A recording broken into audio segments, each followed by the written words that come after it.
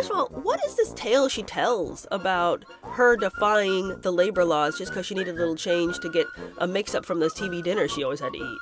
Do you know what I'm saying? Like, what are you talking about 13-year-olds taking the trash out in the back alley? There was Yasmine Bleeth. Did this really happen, or was this a fever dream? Just when you think you can't take anymore, it takes a nosedive for the story time and the lies of Meghan's youth. Because, of course, we couldn't have any extended interview unless she pulled out another story, another lie, another foolishness that she's going to pass off now. And we're going to hear this story now multiple times. Robotic Jaime shows up and goes, Meghan, I do a lot of research for my podcasts, and I have been spending a lot of time on forums, and there's so many little girls just writing online about how they want to be like you. What are you talking about, Jaime? There ain't no such forum existing. What little 11 and 12-year-old girl is just typing her fingers bloody raw to let everybody know how much she loves Meghan and how she wants to grow up to be just like the Duchess of Sussex? There is no such 11 or 12-year-old that's over there like that. It doesn't exist. And also, you creeper, what are you doing? What, you had to go down some rabbit hole to find some little forum where there's 11 and 12-year-old girls losing their minds about Meghan Markle? What? Anyway, Meghan is like, yes, I really take it seriously that I'm such an inspiration to the young girls. That's such a heavy responsibility on me.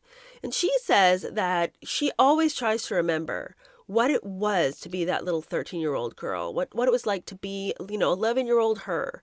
And she's like, because she does a lot of,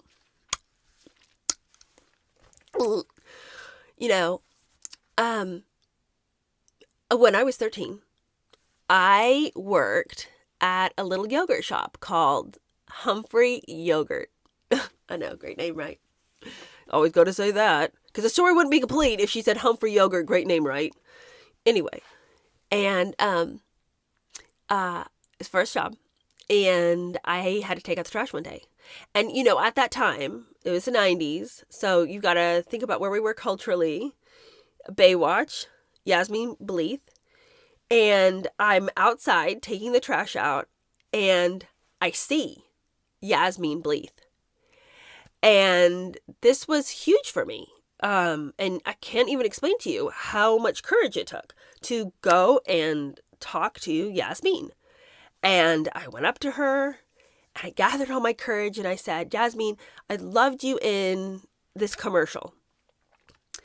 And she actually asked me what my name was. She asked me. That was huge. And then she introduced herself and said, I'm Yasmine. As though I didn't know who she was. But that, for me, was a moment where I remembered to treat people with dignity because it had meant so much to me. And so, nobody tells you when you become an actor how to do this famous thing. But I remembered from Yasmine how important it was to be intentional with the little girls that come up to me. Yasmine could have been talked to 1,000 times that day, but she was nice to me. You needed Yasmine Bleeth to tell you in a back alley when you were taking the trash out to be nice to people? Bullshit on the whole story. What was Yasmine Bleeth doing in the back alley, by the way, may I ask you? Now, I'm not saying that she didn't see celebrities a lot from time to time. She grew up in LA. She grew up, probably saw a lot of people, probably had many chance encounters. But in the back alley of Humphrey Yogurt, taking the trash out as a 13-year-old girl? I mean, first of all, what is this tale she tells about her defying the labor laws just because she needed a little change to get a mix-up from those TV dinners she always had to eat? Do you know what I'm saying? Like, what are you talking about 13-year-olds taking the trash out in the back alley? There was Yasmine Bleeth. Did this really happen, or was this a fever dream? I just simply do not believe this story. And part of the reason I don't believe it is, as they're talking, before she even tells this story, she says to Jaime, this story that I'm about to tell you might not totally make sense, but I want to share it with you. And by the end of the story, I'm thinking, well, that story makes perfect sense as far as you trying to illustrate that it's important for you to be intentional when you talk to the girls that come up to you, supposedly, and that you want to treat them with dignity because you remember what it felt like when somebody did that for you. Okay, so what exactly about the story doesn't fit? The only thing I can conclude that she would say that is that she one was underselling the story so that you'd be so amazed by the meaningfulness of it by the end of it, or she knew she was telling a straight up lie and wasn't sure how the story was going to end. So maybe it's not a great example. It's like, what is this? This isn't a great example, but let me just share it with you anyway. Like, it's a fine example, but I just don't believe it. That's a real problem. Anyway, by the way, back to Jaime's face. By the end of this story, Meghan is like trying to explain to Jaime the meaningfulness of this. And any normal person would be like, oh, that is so kind of Yasmine. That must have made you feel really good. I can see why that was a light bulb moment for you and just how to take care of other people. Like, we know we're supposed to do this, but just to see it in action, to see how it made you feel like that. Some kind of dialogue. This is what we get from Jaime. Mm. Yeah. So you can imagine it would be very hard if you were Meghan to continue to talk to and express to a person who's giving you so little back. Like, the conversation continued to die at Jaime's end. She's the interviewer. She's supposed to be driving this, and instead we get Meghan over here extending her story beyond anywhere it needs to go, just trying to elicit some kind of human response from Jaime.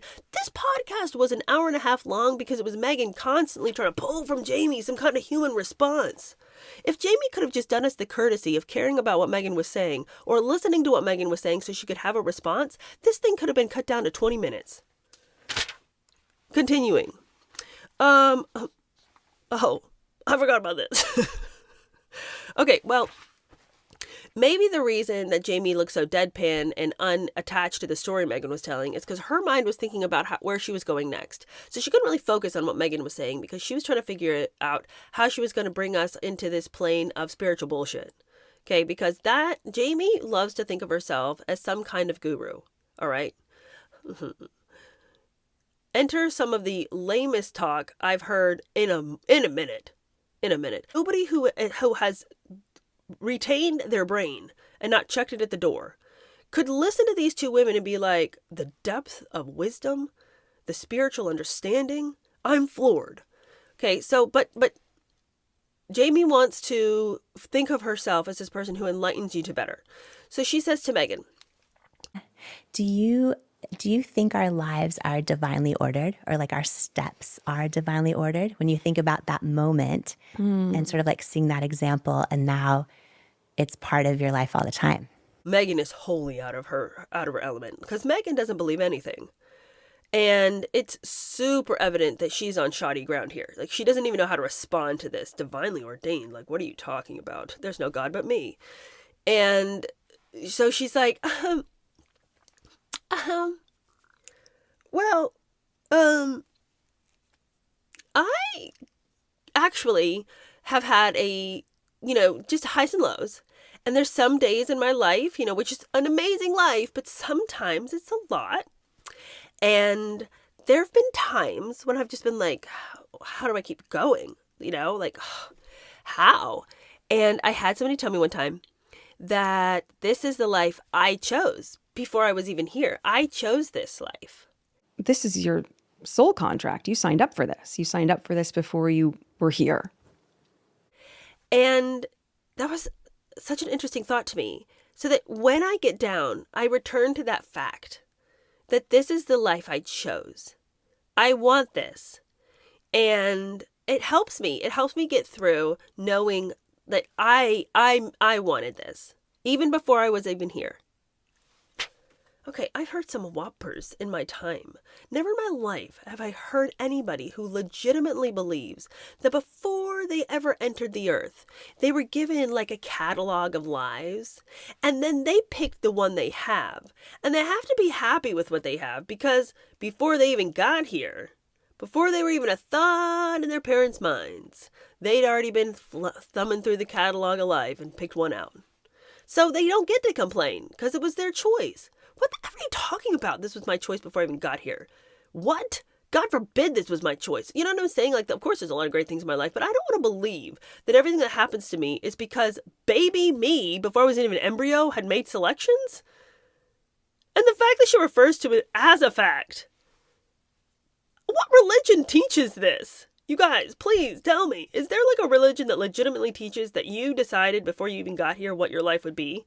The highs and lows. So Meghan decided to be a failed actress, go into the royal family, break it up, turn her husband into a weak, ineffectual man, and then go to her kitchen and cook subpar jam.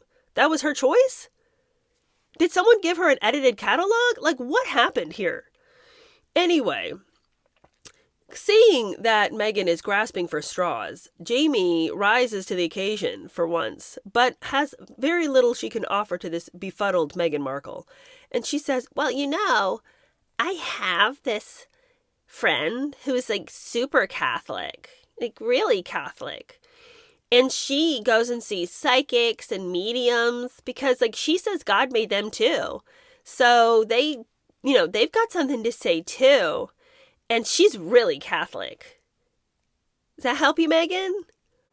You know, in my life, I have so many friends of all different faiths. I have friends that love everything. I have one of my friends who's the strongest Catholic I know also sees every psychic, every meeting. Like, she's like, God made them too. We're going to cover our bases and all the things.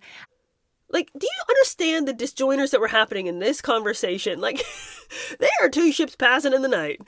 Meghan doesn't know what to say. She's offering up some kind of ridiculous anecdote. Let me tell you something right now. Your friend's not super Catholic, okay? Your friend is not super Catholic if she's still seeing psychics and mediums. It's kind of like two divergent worlds.